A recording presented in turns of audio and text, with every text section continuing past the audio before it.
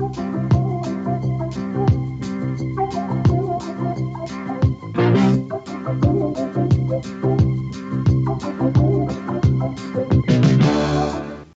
Language Center presents English prepositions.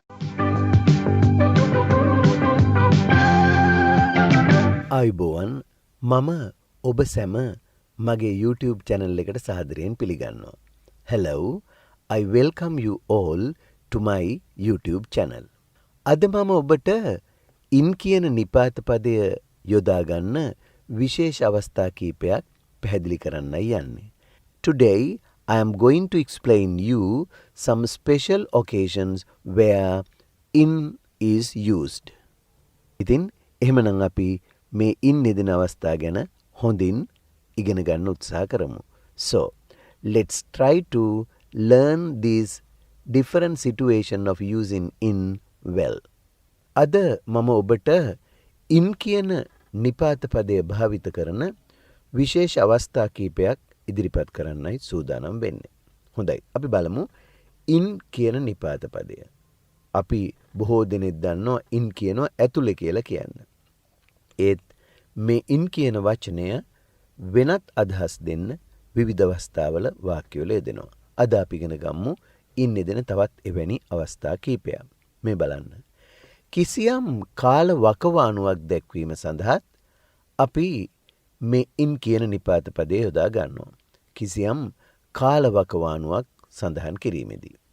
ඔබට මේ උදාහරණ වාක්‍ය වලින් මෙය වඩාත් පැහැදිලි වෙයි. මේ බලන්න අපිට මෙහෙම කියන්න ඕන උනොත් හැන්දෑවට වහි. හැන්දෑවට වහිවි. ඒතර මේ හැන්දෑවට කියද්දී අන්න එතෙන්දිත් අපි පාවිච්චි කරන්නේ in කියන නිපාත පදය. බලන්න වාක්‍ය It will rain in the evening. It will rain in the evening. හැන්දෑවට වහිවි. It will rain in the evening. ඒ වගේ මේ තවත් අවස්ථාවක්. සීත ඍතුවේදී මෙහි හිම වැටේ. සීත ඍතුවේදී මෙහෙට හිම වැටෙනවා. ඒතර ඒ කතාව කියද්දී අපි මේ විදිහට in කියන නිපාත පදය යොදා ගන්නවා. It snows here in winter. It snows here in winter. Snow කියන හිම වැටෙනවට. අර it ඒක වචනයක් නිසා snows කියලා ක්‍රියාව ඒක වචන ස්වරූපයේ ගොඩනගා ගන්නවා. එහෙමනම් සීත ඍතුවේදී මෙහි හිම වැටේ. It snows here in winter. ඔන්න තවත් උදාහරණයක්. ඇගේ මව උදෑසනින් අවදි වෙයි. ඇගේ මව උදෑසනින්ම අවදි වෙයි. එතකොට එතෙන්දී අපි මේ විදිහටයි වාක්‍ය කියන්නේ. නිපාත පදේ නැවතත් අපි in යොදා ගන්නවා. උදෑසන කියන්නේ morning. එහෙනම් උදෑසනින් කියන්නේ in the morning.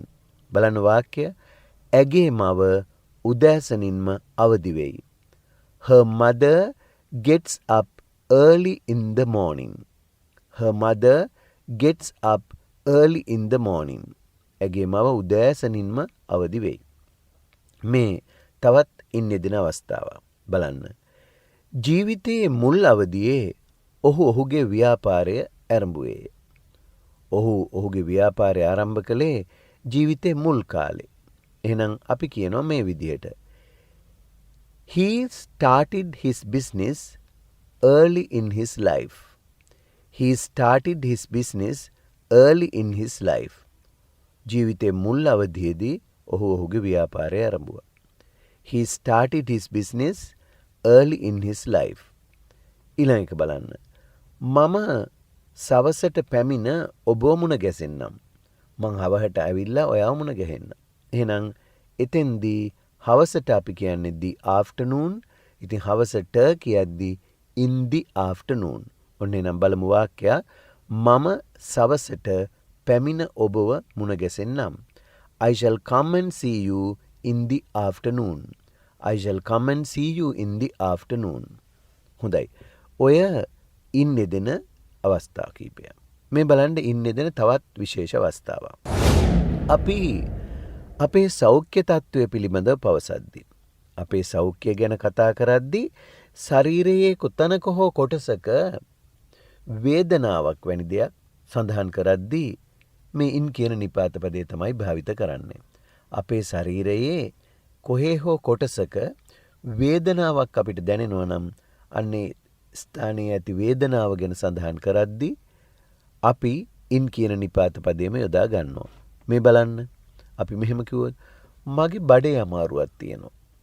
මගේ බඩේ අමාරුවක් තියෙනවා. එහෙම තමයි බඩේ කැක්කුමක් තියෙනවා. අන්නේ වේදනාව බඩේ තියෙන කියද්දී අපි ඉන් කියන නිපාත පදේ භාවිත කරනවා. මේ බලන්න. I have a pain in my stomach. I have a pain in my stomach. මගේ බඩේ අමාරුවක් තියෙනවා. I have a pain in my stomach. ඒ වගේ මෙහෙම කිව්වොත් මගේ කොන්දේ කැක්කුමක් තියෙනවා. මගේ කොන්දේ අමාරුවක් තියෙනවා. එතකොට කොන්දේ කියද්දි ශරීරයේ කොටසක් අපි කියන්නේ I've got a pain in my back. I've got a pain in my back. මගේ කොන්දේ අමාරුවක් තියෙනවා. ඒ වගේම මෙහෙම ගත්තොත් අද උදේ මගේ දන හිසේ අමාරුවක් තිබුණා. අද උදේ මගේ දන හිසේ කැක්කුමක් තිබුණා. ඒතර අපි කියනවා I had a pain in my knee this morning. I had a pain in my knee this morning. අද උදේ මගේ දන හිසේ අමාරුවක් තිබුණා. I had a pain in my knee this morning. ඊළඟ එක බලමු. ඔබලා සියල්ලෝම හොඳ ශරීර සෞඛ්‍යයකින් සිටියයි මම බලාපොරොත්තු වෙමි. ඔයාලා හැම එක්කෙනෙක්ම හොඳ ශරීර සෞඛ්‍ය තත්ත්වයකින් ඉන්නවයි කියලා මම බලාපොරොත්තු වෙනවා. ඒතර අපි කියනවා I hope you all are in good health. ඒතර හොඳ සෞඛ්‍ය තත්ත්වයකින් කියන්නත් in කියන නිපාත පදේ යොදාගන්නේ. In good health. එමන අපි වාක්‍ය කියනවා මේ විදිහට I hope you all are in good health. I hope you all are in good health. මම බලාපොරොත්තු වෙනවා සියල්ලම හොඳ සෞඛ්‍ය තත්ත්වයකින් ඇති කියලා. එතකොට එතන අපි සෞඛ්‍ය තත්ත්වය ගැන කතා කරද්දී ශරීරයේ යම් කොටසක වේදනාවක් ගැන කියද්දිත් මේ ඉන් කියන නිපාත පදය භාවිත කරනවා. මේ තවත් අවස්ථාවක්. විවිධ අවස්ථාවන් හා තත්ත්වයන් දැක්වීමටත් අපි මේ ඉන් කියන නිපාත පදේ භාවිත කරනවා. ඉන් කියන එක යෙදෙනවා විවිධ අවස්ථාවන් ඒ වගේම තත්ත්වයන් පිළිබඳව කතා කරද්දී. මේ බලන්නකෝ. ඔබ වැස්සට තෙමෙන්නේ ඇයි? ඔබ වැස්සට තෙමෙන්නේ ඇයි? Why are you getting wet in the rain? Why are you getting wet in the rain? ඔබ වැස්සට තෙමෙන්නේ ඇයි? ඒ අවස්ථාව ගැන කියද්දී in the rain වැස්සේ. ඒ වගේ බලන්න තව එකක්. අපි මේ ගැටලුව විසඳුවේ නැතිනම් අපි සියල්ලොම කරදරේ. මේ ගැටලුව විසඳුවේ නැත්නම් අපි ඔක්කොම කරදරේ වැටෙනවා. අන්න ඒතොර ඒ කරදරය කියන ඒ අවස්ථාව ගැන අපි කියන්න යන්නේ. එහෙනම් අපි කියනවා මෙහෙම. If we don't solve this problem, we all are in trouble. In trouble. කරදරේ කියද්දි in trouble කියලා කියන්නේ. අපි මේ ගැටලුව විසඳුවේ නැත්නම් අපි සියල්ලෝම කරදරේ. If we don't solve this problem, we all are in trouble. If we don't solve this problem, we all are in trouble. මේ බලන්න තවත් එකක්. ඔයා අවුවේ ඉන්නේ ඇයි? ඇතුළට ඇවිල්ලා වාඩි වෙන්න. මොකද ඔයා අවුවේ ඉන්නේ? ඇතුළට ඇවිල්ලා වාඩි වෙන්න. Why are you in the sun? Why are you in the sun? අවුවටත් කියන්නේ ඉරට කියන sun කියන වචනෙමයි. එහෙනම් අපි කියනවා මොකද ඔයා අවුවේ ඉන්නේ? ඇතුළට ඇවිල්ලා වාඩි වෙන්න. Why are you in the sun? Come in and sit down. Come in and sit down. ඇතුළට ඇවිල්ලා වාඩි වෙන්න. Why are you in the sun? Come in and sit down. ඔයා අවුවේ ඉන්නේ ඇයි? ඇතුළට ඇවිල්ලා වාඩි වෙන්න. හොඳයි. ඊළඟ එක බලමු. අපි සාදය පැවැත්වුවේ පිටත. ඒ කියන්නේ එලිමහනේ. We had the party out in the open air. අපි සාදය පැවැත්වුවේ පිටත එලිමහනේ. ගයක් ඇතුළේ නෙමෙයි. එන අපි කියනවා we had the party out in the open air. We had the party out in the open air. හොඳයි. ඔන්න ඔය ආකාරයට මේ in කියන නිපාත පදය ඔවැනි විශේෂ අවස්ථාවලත් යොදා ගන්නවා. ඇතුළත කියන්න පමණක් නොවේ.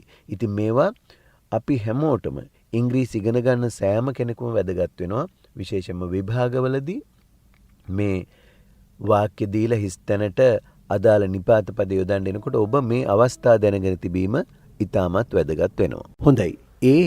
ඉන් කියන නිපාත පදයේ යෙදෙන විශේෂ අවස්ථා කීපයක්. ඉතින් ඔබ තාමත් මගේ channel එකට subscribe කරලා නැත්නම් අදම subscribe කරන්න.